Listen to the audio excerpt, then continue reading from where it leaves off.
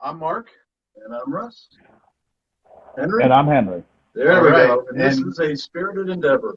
And probably what's going to be an absolute cluster, but it ought to be a fun one. absolutely. Well, get a couple whiskeys. If it's not a cluster, then we're not doing it right. Yeah, That's right. exactly. Yeah, we'll get a couple whiskeys into this, and it'll go much smoother after that. Yeah, no. Hello.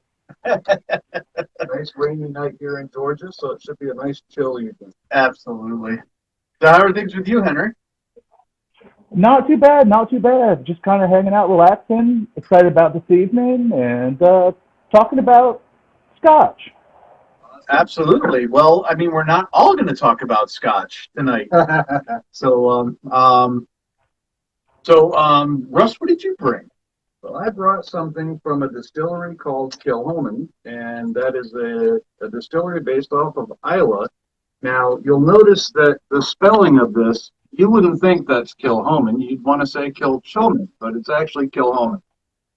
Interesting thing about them, they are the youngest distillery on Iowa off of Scotland. Thank you. And matter of fact, they're the first distillery on there in the last 120 years. So the first new one in the last 120 years.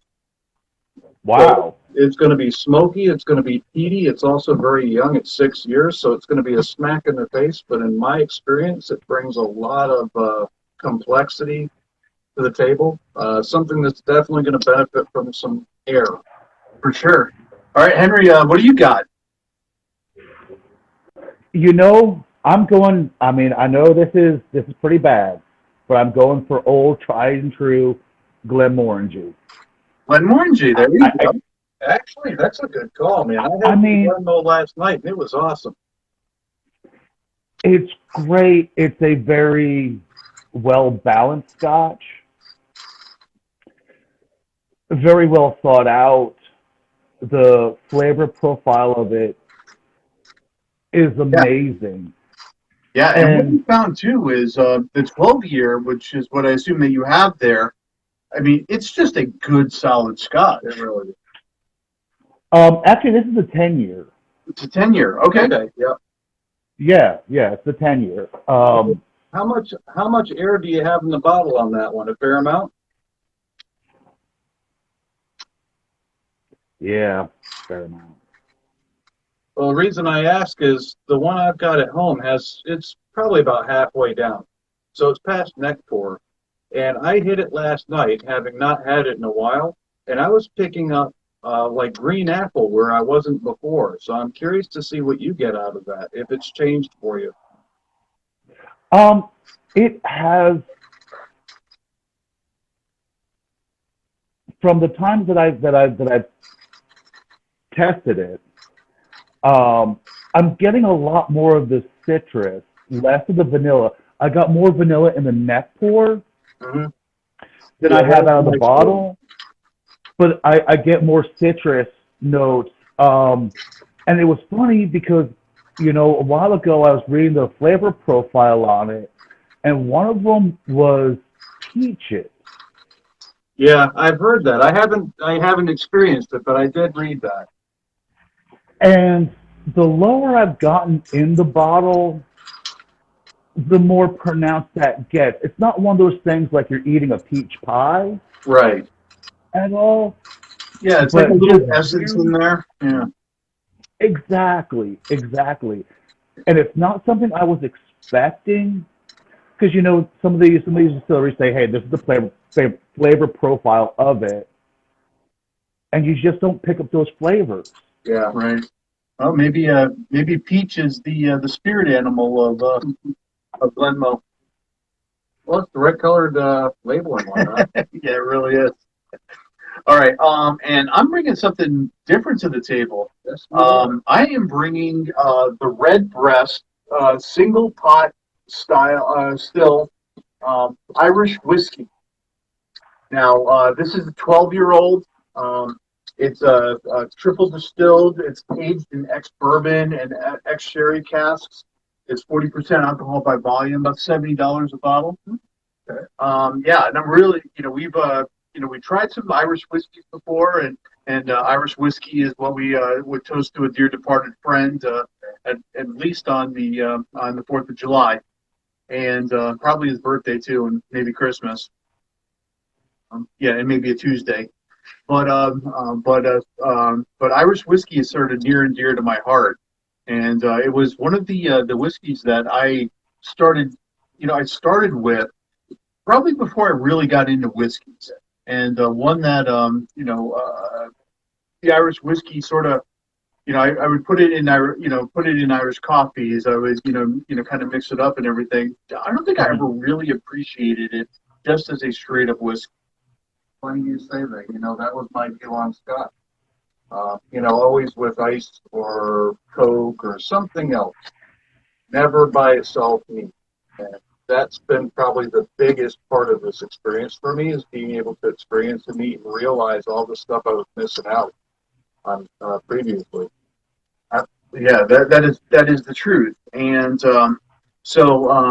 having kind of gone through this journey, tried a lot of scotch, tried some other whiskeys and everything, I kind of want to, maybe just take a little tangent off into to Irish whiskeys.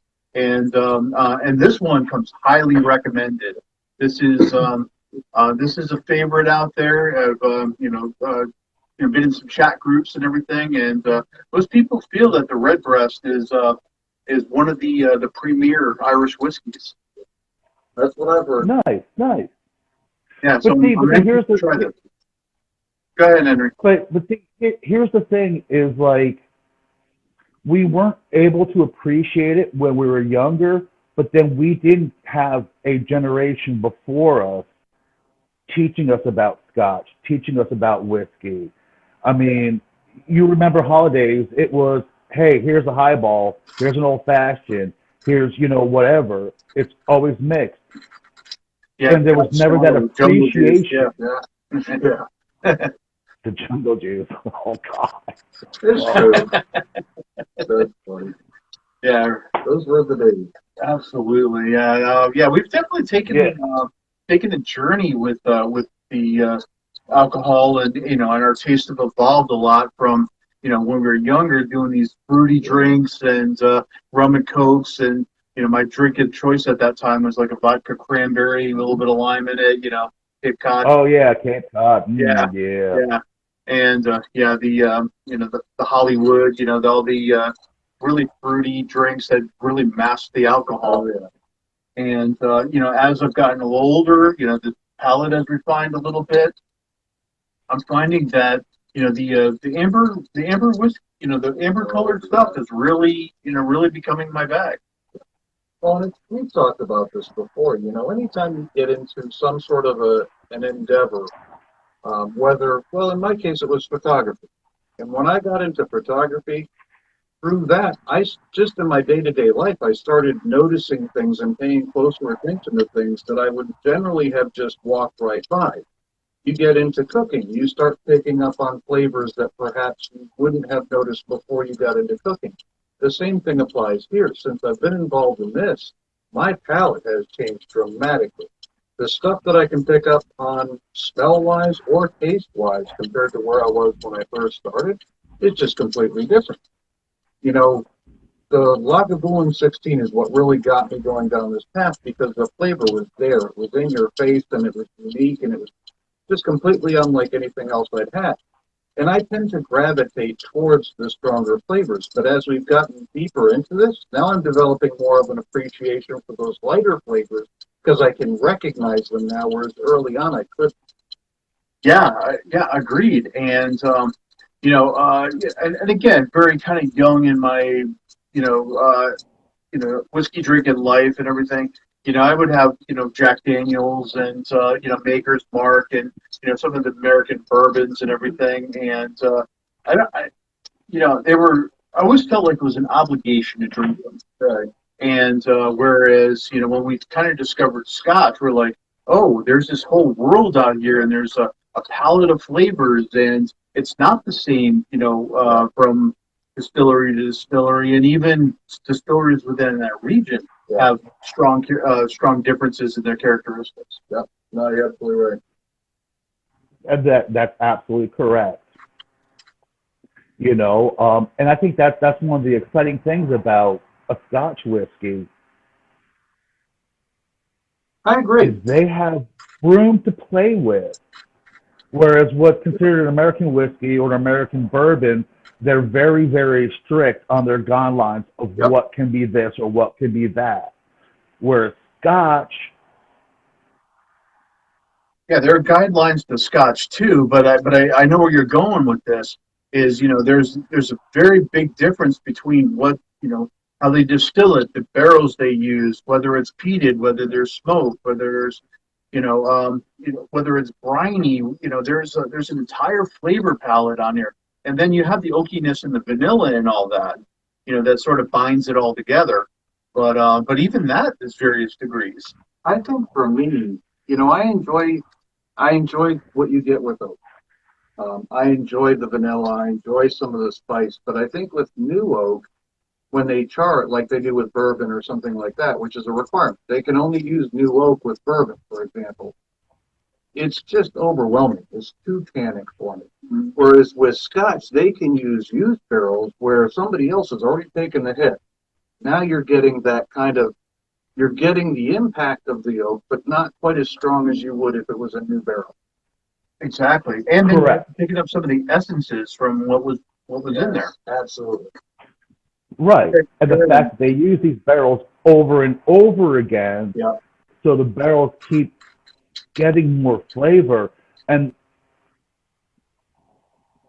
I'm going to tell you, last night I watched a documentary. It was called Scotch: The Golden Dream. Yeah. It is a fantastic documentary if you've Really not is. seen it before. And It I is think you worth can the find it on watch. Amazon Prime, and Yeah, you said you had it on Hulu, Amazon Prime, and Henry actually called me last night, told me about this. I then pulled it up, and I think I was up till about 11:30, 12 o'clock watching it. So it really was good. But see, here's the funny thing about this, and this is kind of a roundabout way on kind of how I started like my journey into Scotch. Now, you do remember the guy Richard Patterson, Yep. who the nose. Yep. So maybe 10 years ago, they had a documentary on, and it was called Expedition Whiskey. And it was about the expedition to the South Pole to recover cases of whiskey Oh, yeah. from the 1907 and 1909 South Pole expedition. And they did. They recovered cases of whiskey. Now, it was made by McKinley, but and it was called the name of it was called the Rare Old Highland Malt Blended Whiskey. And it was no longer made at that point in time.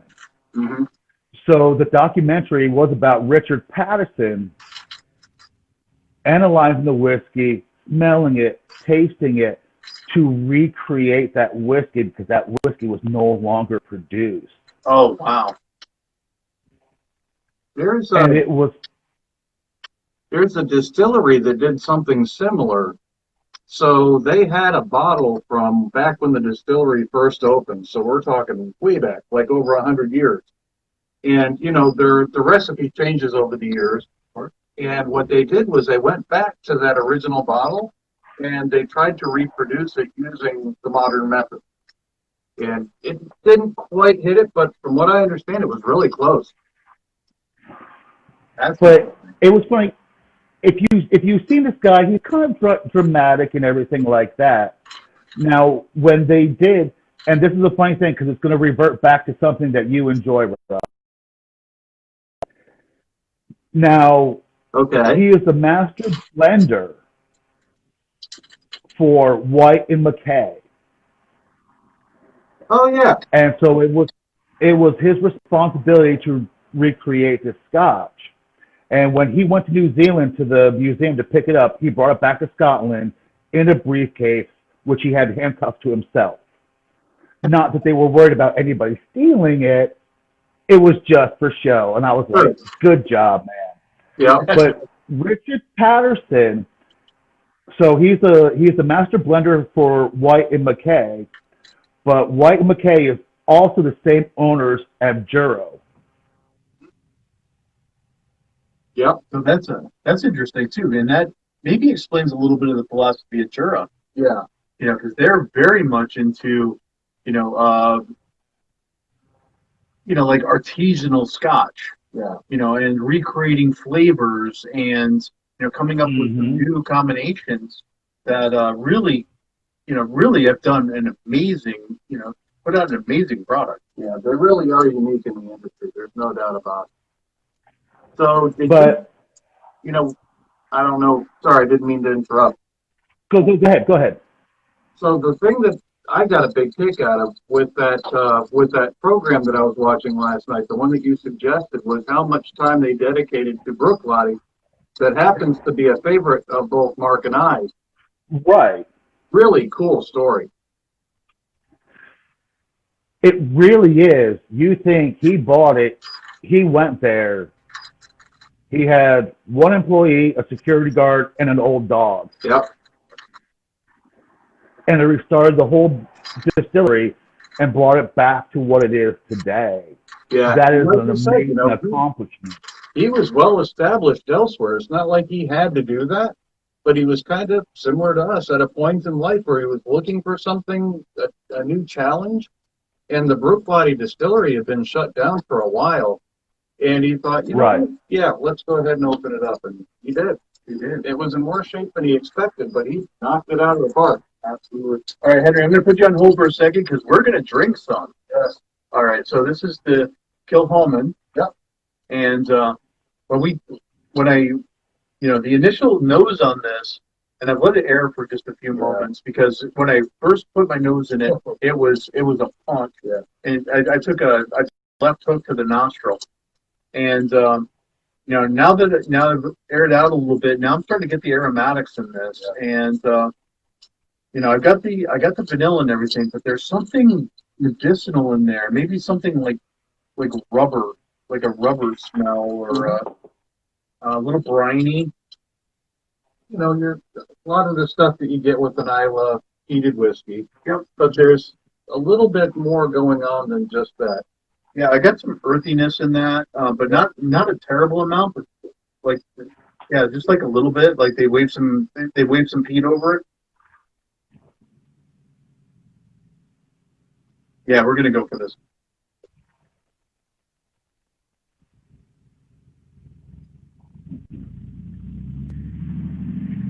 Wow. Wow. That is really stout. Yeah. Peat, smoke. Yep. This is like the California wildfire of whiskeys here. It's so it's about 6 years old. It's a non-age statement, but it's roughly 6 from what I understand. And what I found with it, your initial taste, you get like charcoal, you get like burnt ends maybe. Yeah. You get that caramelized kind of overcooked beef. Yeah, like that briskety. Yeah, Right. that brisket burnt ends. Yeah, no, I totally get that. And that was my first experience, first sip. But the interesting thing is, it seems like as your senses acclimate to that, you get less of it as you continue to sip, and then you start picking up other things in addition too. But it is a stout one. I mean, it's 46%, and you feel every bit of it. Yeah, and all 46 are accounted for. And what I'm really getting on the back end of this is I'm really getting that iodine, medicinal punch to it. It lingers. I mean, that's very lingering. I mean, because the oils on that were just insane. So non-chill filtered, no color added. I mean, it is real light in color, but the coat of oil on this glass just stays there forever. Yeah, this is a very oily whiskey. That's what's causing the lingering, the linger on that. This is definitely one that'll challenge you. This is one where if you're just getting into the journey, this would be a bit much for a lot of people.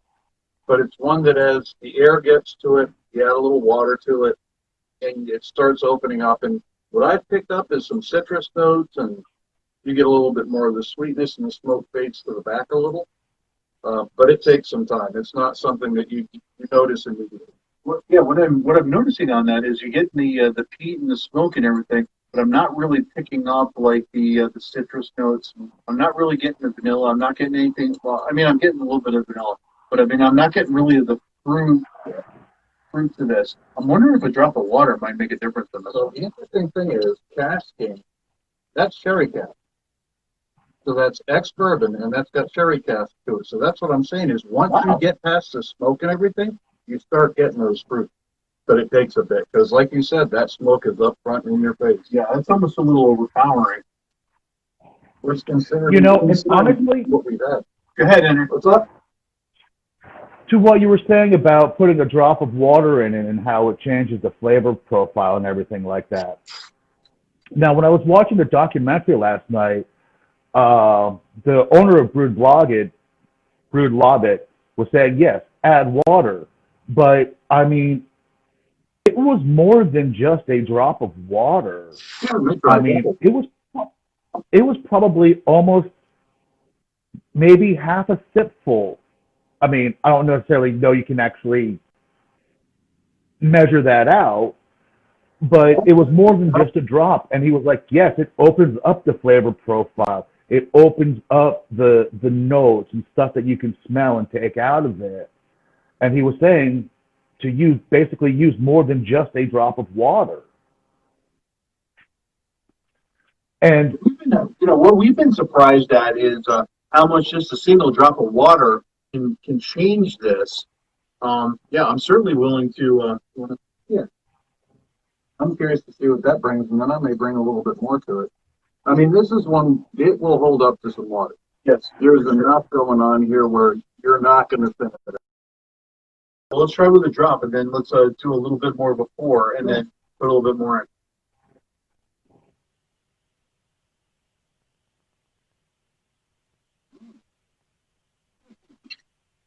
Wow. Okay, so that tamped down the peat and the smoke, and it really brought some spiciness to it. It also amped up to all. I've got the 46% ABV plus about 10% more on that. The smoke definitely got pushed to the back. It got pushed to the There's back. no doubt. It doesn't linger quite as long. No, I agree with that. I mean, you still have a texture, but the flavor isn't present as long. I'm not really picking up much of that iodine. It's in there a little bit, but again, that's been pushed to the back, and spice is taken over. Single drop of water, dude. Yeah, that's the amount of impact that had on that is pretty surprising. That said, I'm curious. yeah. How many do you want? I don't know. Give me 6. Yeah, 6. There you go. All right. All right, we're gonna try this with a little bit more water to it. I don't think it changed the nose on that very much, but yeah, it's good. No, you still get the alcohol right off the bat.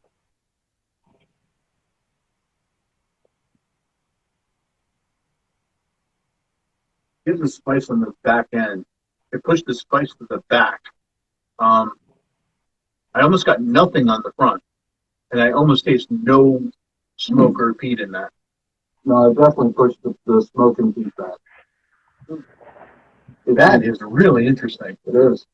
Yeah, I get what you're saying about the spice. Yeah, the spice is there. I mean, it is now taken over. So for me, I think I'm getting a little bit more of the sweeter aspect of it. Even before we added the water, I was getting a little bit more of the sweetness than I think you were. Yeah, I'm not getting much sweetness in this. Your experience sounds a lot like my first experience with this, which was, what the hell did I just get? Yeah, maybe your palate is a little more trained to it. Yeah, I don't know. But that is, for something as young as it is, that's got some complexity to It it. really does. I did a test. I poured, I tried it deep right out of the bottle, and that was the next pour. And same experience as you. Holy crap, it's a lot of heat. Holy crap, that's 46%. It's hard. But then what I decided to do is I poured a dram and I let it sit for 30 minutes before I touched it. Completely different animal. Because so much of the alcohol vapors just kind of leave at that point, and now you get a little bit more of some of the other flavors that go with it. You do start picking up, oh wow, yeah, this thing was in a sherry cask at one point. Yeah. I'm not getting there yet, but I imagine if we were to revisit this, my opinion on it might change. Okay, Henry, why don't you take over? Oh, well, what can I say about my sweet, beautiful friend that hasn't been said already a million times and probably better? Every time's a new experience. But, I mean, honestly, the thing is with this, the longer I've gone down in the bottle,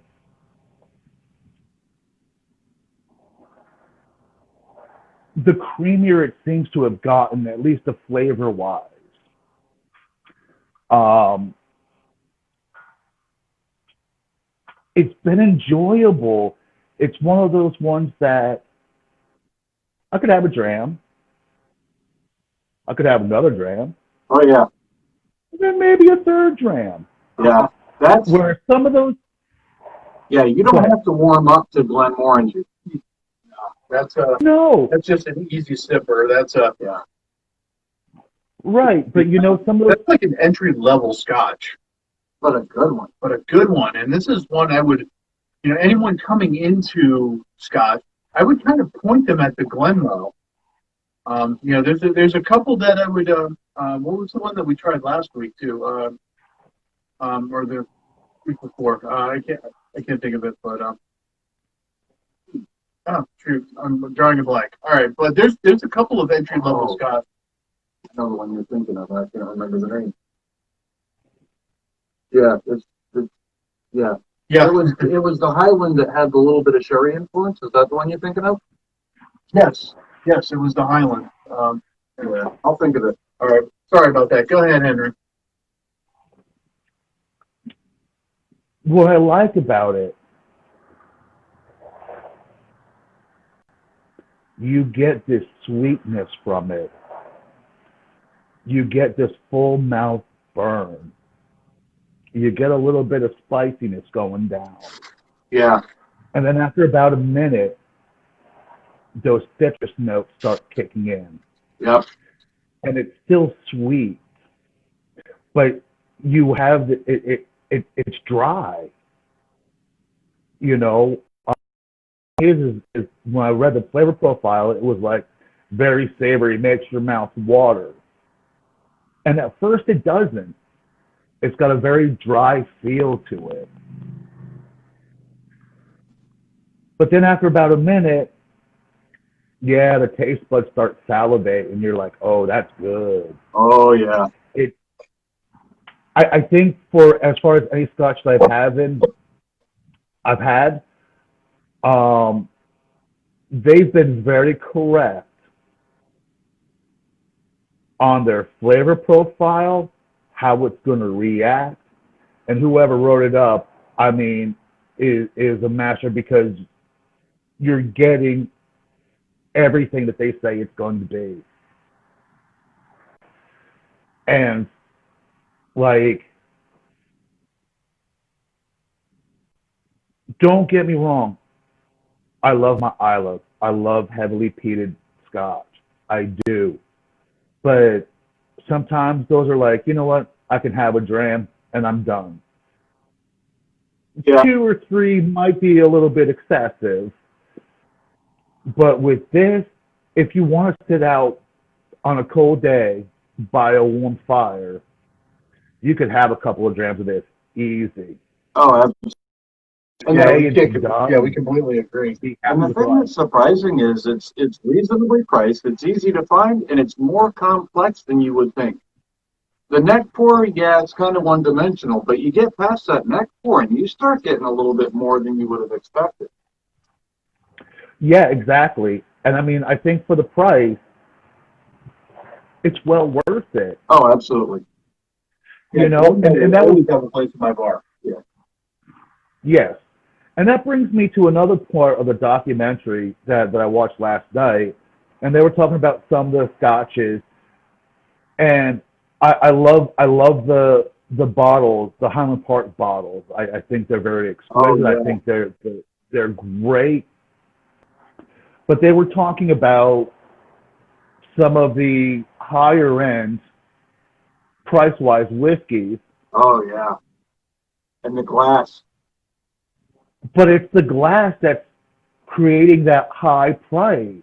Part of it, I yeah. think they said for one of them it was like $4,300 for the glass bottle. Yep. Hand blown And glass. yeah, Pretty and good. so like to me that's excessive. Yeah, no, that goes beyond my interest as well. I mean that what maybe $50, $60 bottle of scotch, but now you're paying almost $4,500 because of the glass it comes in. Yeah. But I mean, the one thing that I liked about that documentary, and it's something Mark and I have been talking about a lot, is their discussion on the age of whiskey and what they felt was the sweet spot. Because that Right. is what we found. Yeah, when you get into Yeah. the Usually 18 year, that's kind of a sweet spot for Scotch. And right. what's really interesting about this is when you get into the older ones and everything, some of those whiskeys have age to them because of the test pour on them and they're not ready. So they would just put it back on the shelf. And sometimes they've just completely forgotten about them. And they said, that 40 years later they're coming back and saying, "Oh, we've got this 40-year-old Scotch," and they'll try it and they'll be like, "Yeah, maybe there's something we can do with this."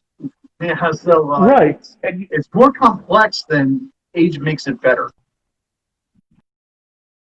I mean, and in a lot of cases, with wine, age makes it better. With scotch, once you take it out of the barrel, it stops everything. So, it just gets older by the year.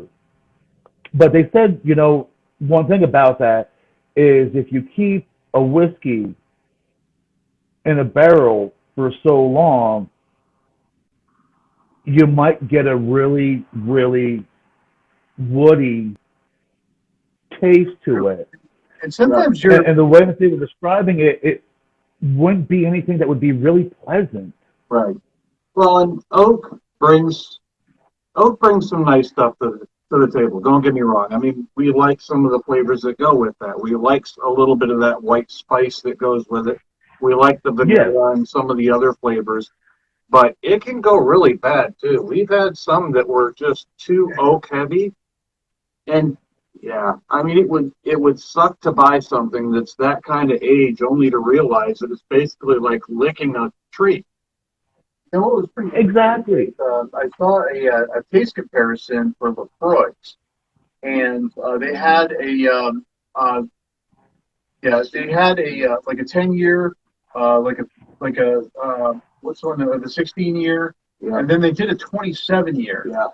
And when they tried the 27 year, everything that made those other Lefroy special and everything was kind of muted and pushed out to the side. It was a very average whiskey. Yeah. And that's really interesting to think about.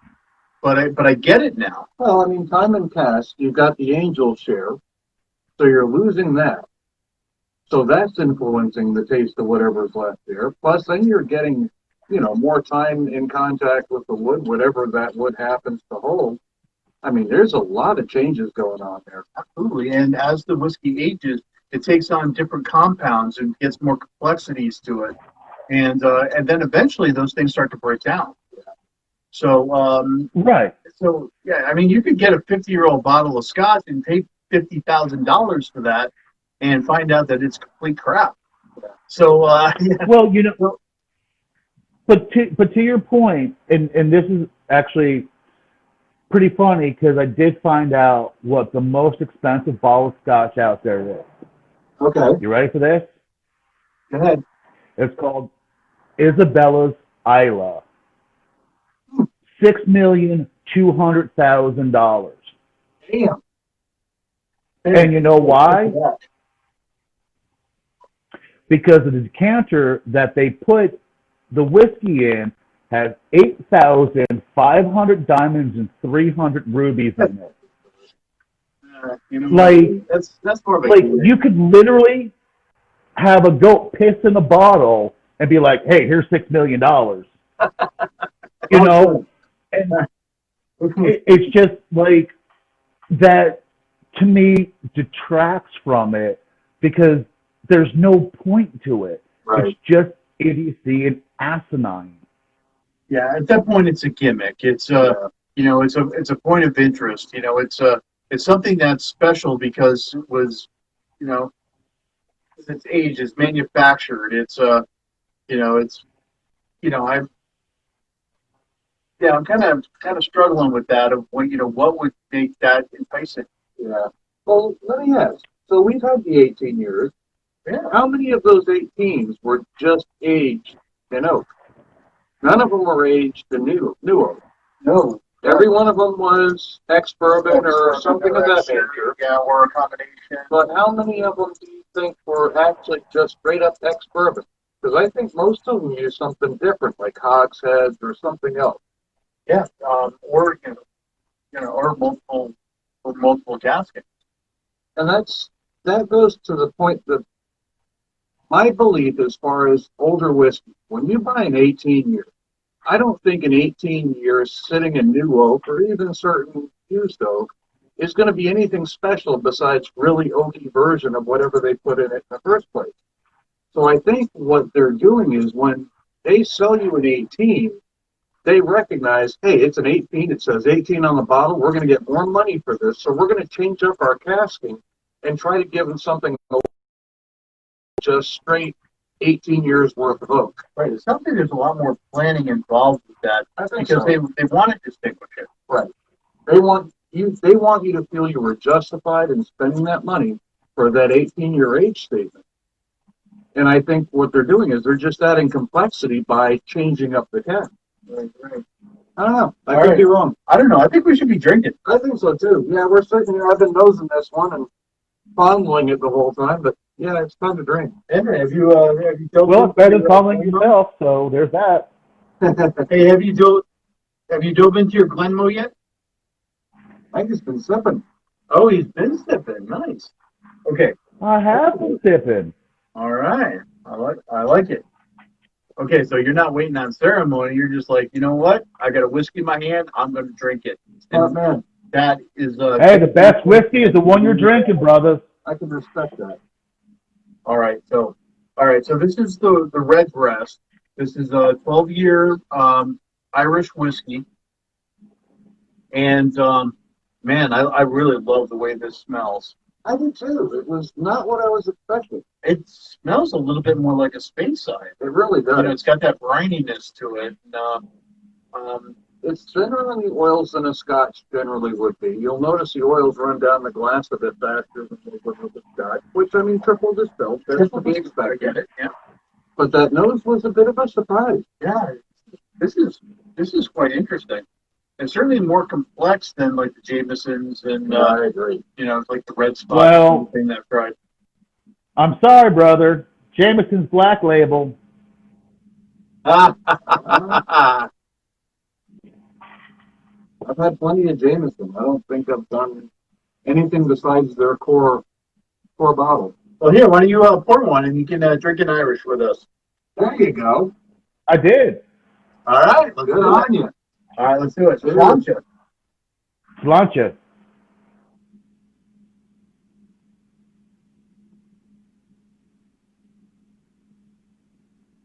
Wow, coming off of Scotch, that is a completely different animal. It is similar to the Auchentoshan. It really As is. far as the smoothness and some of the flavors. This is really smooth. And Yeah. I mean, I've got a little bit of the alcohol burn on the back end, but not crazy. This is 40% alcohol by volume, so it's nothing crazy. That is very vanilla. Yeah.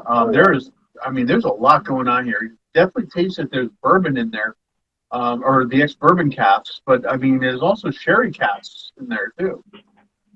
So I'm not getting the alcohol really, and any. Well, there we go. Now I'm getting Yeah, a little bit on the just back the end. tail end, but it's not much. Yeah, but this is really smooth. This is, this is, That's interesting. I'd love to compare that to the Open Ocean. yeah, this is like a hug on your palate. Yeah. No, it's smooth. It's nice. I really like this. Are very vanilla in it. I mean, there's you can definitely tell this is an Irish whiskey. Yeah. It's got a distinctiveness to it. They're Yeah. getting the, I'm getting it. I mean, it's a very rich, full flavor. Well, here, let me read the notes on this one, and let's see if we agree with it. So, intense and full body. I'm Irish. I'm with them. Citrus oils, hot sealing wax, leather, tobacco, tea, maraschino cherries, overripe fruits. Fruits I get on that, and that's a sherry influence in it. I'm not really picking up the leather. I'm not getting those kind of harsh flavors in this. It's more of a vanilla bomb. It's citrusy. Yeah. Palate ridiculously big. Compared to the Islas that we drank tonight, I mean, compared to a Jameson or something. yeah, compared to a Jameson. Absolutely. Yeah, and Henry's working on a Jameson right now. So I'm I'd be curious to see how these two would compare. I mean, I've had plenty of Jameson in my time, and I don't remember. And I've had it neat on occasion, but not something regular. It never hit me anything like this. Now, again, that may be my palate's evolved, and I've picked up on things that I wouldn't otherwise. But I really think that this is that kind of different in comparison to just a generic Jameson. All right, on the second sip on the back end, I'm picking up something else. Yeah, I've definitely got a little bit of spice going in there. But it's still pretty soothing. It's not. I want to say like a menthol cough drop. Oh, that's a good way of putting it. Yeah, You're right. There is a bit of a menthol kind of aspect. A little bit of menthol aspect of that. Yep, you're absolutely right. Yeah, that's quite good. I'd like to stack this up side by side with the Oak Ocean, just because that's a triple distilled Scotch, and this is a triple distilled Irish, and there are similarities just because of the triple distillation. There are definitely similarities there, but there's also something that makes them both a little unique. It would be interesting to see what that's about. Yeah. I gotta say, man, I'm really impressed with this. This is probably one of the better Irish whiskeys. Because I've never been a big fan, but then again, we haven't been drinking. All right, that's to be expected. Well, we haven't been approaching the Irish whiskey the same way we've been approaching Scotch. And breaking it down. It was always a shot for a friend, and this is a little different. Yeah, oh, absolutely. My concern with the Irish whiskey is that the triple distillation does remove a lot from what you would normally get. Again, the oils are nowhere near what you would get out of a Scotch, even one that's still filtered for that matter. No smoke to speak of, nothing of that nature. But again, this, if you don't mind, I'm curious. This is pleasant. Yeah, this is really pleasant. Okay, so let's see what a drop of water does to this. This is 40%, right? That made it even more mellow.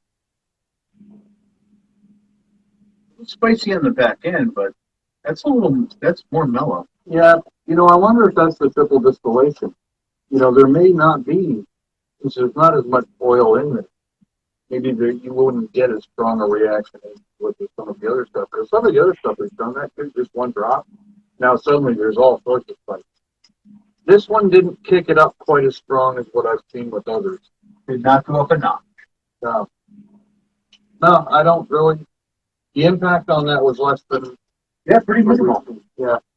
I mean, it's delicious. I mean, it changes the flavor palette slightly on that. All right, Henry, what do you got going on with the Jameson?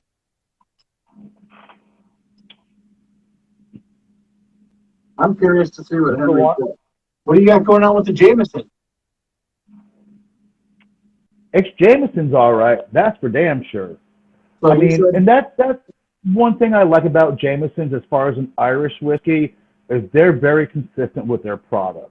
They Yeah. always have been. yeah, you're right. Yeah, it's reliable. I mean, it's good whiskey. I mean, I enjoy Jameson. Mhm. I mean, there's nothing off-putting about it. No, I agree And maybe with that. No. maybe that's part of the problem I have with it too. But that's people's personality You know- in the same way, though. You don't remember the people that just kind of blend in. You Right. remember the people that stand out. Sometimes they stand out in a way that perhaps you don't like, but you remember them. Yeah, exactly. Right. Yeah, you're not taking a big, And peat fist to the face. Yeah. like when you sniff it, there's not a lot of alcohol burn to it. There's not. I mean, don't get me wrong, you do get alcohol burn on the back end. You get the spiciness there, which is just delicious. Maybe I'm just a masochist and I like pain, but it's a good kind of pain. Yeah. But you get, it's not an overpowering palate burn. It just kind of sits there for a minute, then sits there for another minute, then sits there for another minute. I'd like to And then see it if just there's an dissipates. Irish whiskey out there that has complexity, as we would define complexity. Oh, there's got to be. Because every Irish whiskey I've had has been a real easy sipper, but not a whole lot. I mean, this is Right, fantastic. because like, I wouldn't call this complex. No, but I think Like, it's solid. Oh, I absolutely. think you're getting into this. You've got a good, solid, sippable whiskey. I wouldn't think twice about putting this in a cup of coffee. Oh, You know, yeah.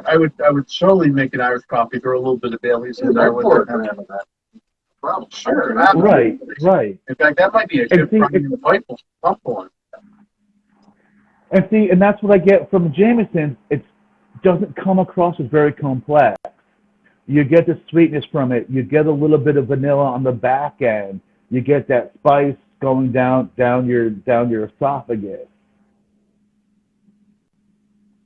And then to me, it's kind of done at that point in time. Yeah, There's not much else to it. sure. It's not like a scotch where after you have a sip, you wait a minute, you pick up this flavor, you pick up that flavor, you pick up that flavor. Yeah, You take another sip of it, and then you pick up different things. So,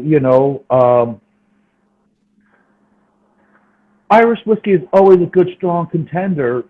Don't get me wrong, but it's not a scotch. right. I think they're going after two different things.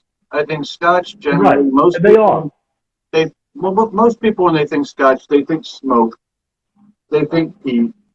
Not to the extent that we tend to enjoy it, but I think that's the main. Look, distilling it twice makes a difference.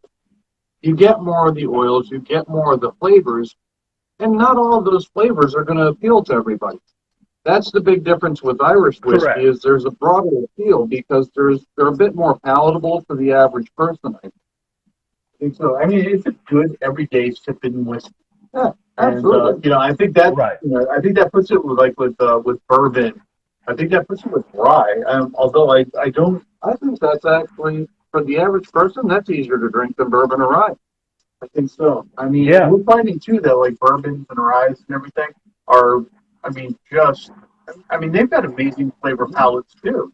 And we're finding, like they're doing some really interesting things with bourbons and ryes. Yeah. And rye was something I never even really thought of until my buddy Scott Cunningham, gave me this bottle High West whiskey. Yeah, That changed my opinion. this was a game changer for us. And and then I found myself kind of doing a tangent off in a rye. Now I'm starting to see. Well, I'm going to do a little tangent off into Irish whiskey too, because there are so many flavor palettes. Why restrict yourself? Oh, there's no reason to. But see, and I wrote these down because I love them.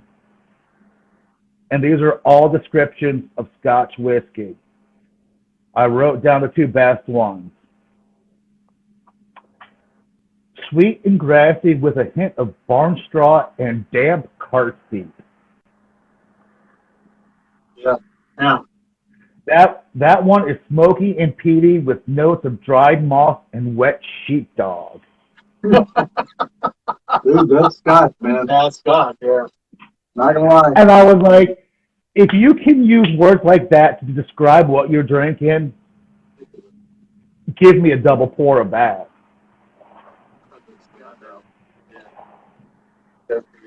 Yeah, that's that one. I was just curious to see what that smells like after having it.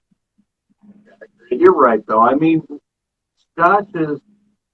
So for me, I like bourbon, but it's not something I generally go after, and that's because bourbon is just so oak forward. And after a while, it gets old to me. I like It's the that same it has a thing lot of sometimes. flavor, but the oak component of it just eventually just loses its appeal. Right. Scotch, With Right. bourbon, you're gonna get the oak. It's gonna be a vanilla bomb. I mean, it's going to. There are things about that are just like a through line through it. Scotch, on the other hand, it brings that flavor that you can get out of bourbon, because bourbon is not weak on flavor by any stretch of the imagination. But No, it's not. But it doesn't beat you over the head with the oak necessarily. Again, this is my personal preference. To me, that's appealing. The Irish is just an easier drinking version than all of them, in my opinion. I think that's probably Irish in general has been some of the smoothest whiskey I've had. Yeah, Honestly. I agree with you. You know what I really want to do is I want to take like Scotch and Irish whiskey and the Japanese whiskey that we're trying now and American bourbon and things like that. Yeah, exactly. And then I want to do like a Hunger Games. I want to do like a Actually, annual Hunger Games with all the various whiskeys. I like it. actually, when I was looking online, because after watching that documentary, I'm like, I remember Richard Patterson. I remember him from somewhere, and I thought it was that Expedition Whiskey documentary that I watched like 10 years ago, and it stuck with me. But come to find out, there's actually a Chinese distillery that is recreating the rare Old Highland malt blended whiskey, same packaging, but it's actually a Chinese Scottish whiskey. Huh. Well, they do it with iPhones. Might as well do it with whiskey. Right. Actually, I will say, Yeah. so I don't remember, I couldn't pronounce the name if I wanted to, but there's a beer that comes out of China that tastes just like a typical German Pilsner. And the reason for it is they actually brought somebody over from Germany to teach them how to make it. And actually, the reason, anyhow, long story short, it tastes just like a German Pilsner. I could see them doing something similar with other alcohols. I mean, Japan right now is huge on Scotch. Killing it. You've probably got more Scots in Japan now than The only reason, Japanese in Scotland. the only reason Oh. it's not called Scotch is not in Scotland, but it's everything that's it's everything that would go in a Scotch. The single malt, barley, it's peated, it's smoky, it's everything. And Right, made in Japan. And it's funny because the Asian culture really enjoys Scotch whiskey. Well, And I mean, that I'm show sorry? that show that you mentioned to me, didn't they say something about Taiwan being the largest importer of single malt? Yeah, I believe you're correct. I think that's what it was. And I think France is the largest importer of Scotch in general, which includes blends. But I think Taiwan was the largest as far as single malt. Oh, that's amazing. Which is never would have occurred to me. It never would have occurred to me either. But even talking with Chichana, she's like, "You're drinking Scotch again, aren't you?" And I'm like, and she's like, "Good enough." I'll have to share a link to this particular this show. Yeah, we'll share it. It was a good one to watch. I mean, if you're even the least bit interested in Scotch, they actually did a really good job of it. So I'll definitely post it up. Yeah, absolutely do so. I mean, and I thought it was fascinating because they were talking, about Scotch and like even at a point in time with women being involved in it, Yeah. the guys were like, nope, no women involved in it. They don't want it. But then they, started talking and everything like that. And they were like, actually, women being involved in it is a boon because the scents, the smells Yep. they pick up on are way different than what guys do, and they're actually able to articulate it better than men. And as they said, they were talking with someone, a guy, a husband and wife, and she was like, "Oh, this smell and tastes like a fresh spring rain," and the guy's like, "It tastes like wet grass." That's about right. You know what I mean? And It's different. Well, right, and I think Go ahead. I think that is going to help Scotch and has helped Scotch is actually having women as master blenders Oh yeah. because of all the stuff that they can pick up on that we can't. I know. Probably never will. I know of 3 that are master blenders that have done really well and have really good reputations. But at the end of the day, your palate and your sense of smell is based off of your experience in life, the things that you come into contact with. And hey, if a woman brings that to the table, I don't really care what how you're equipped. Yeah, anything that's going to help us unlock this or bring insight to it. I mean, put it out there. So Right. did one recently, and they had their blender. Oh, sipping. And some of the points that she made, it's like she needs to be doing more of these episodes. Her nose and the way she described stuff was on point. Yeah, and I think everybody brings something to the table. And, Yeah. as we're all fond of saying here, the best whiskey is the one that you're drinking, how you're drinking it. Yeah. So I think that's a great philosophy in this is, there's, there's so many trains of thought on whiskey and, what makes a good one. And they're all valid because it's all on individual taste. Yeah, absolutely. I mean, I may have experienced certain things palate-wise that somebody else may not have. So something might appeal to me as a result of that, and vice versa. I mean, it's such a subjective thing. Yeah, it really is. Okay, guys. Right. We've been kind of going on Also- here, and I think it's time to wrap this one up. And we had a lot of fun with this one. Yeah, It was great to have you But on. before I do want to say one thing really quickly. Richard Patterson wrote a book, and it's about different cigars that blend well with Scotch. Oh, yeah. I might have to find I that. think we're gonna have to find that. So, just a heads up, if you're looking for a good cigar to pair with a good Scotch, like this dude has over $1 million on his nose. All right. Well, that's a show coming up when we talk about pairings. I think that's a good idea. I think that's a great idea. Whether it's food, whether it's cigars, what is the thing to enjoy this with? All right. Exactly. Okay, guys. All right. Well, we're gonna wrap this up. And man, this is a lot of fun. And we're gonna have to do some more of these chin-wag episodes coming up. I think so. Yeah. Oh yeah. All right. Okay, guys. I'm Mark. Now, Russ, have a good evening, guys. I'm Henry. Take it easy, bud. Bye. Y'all have a good night.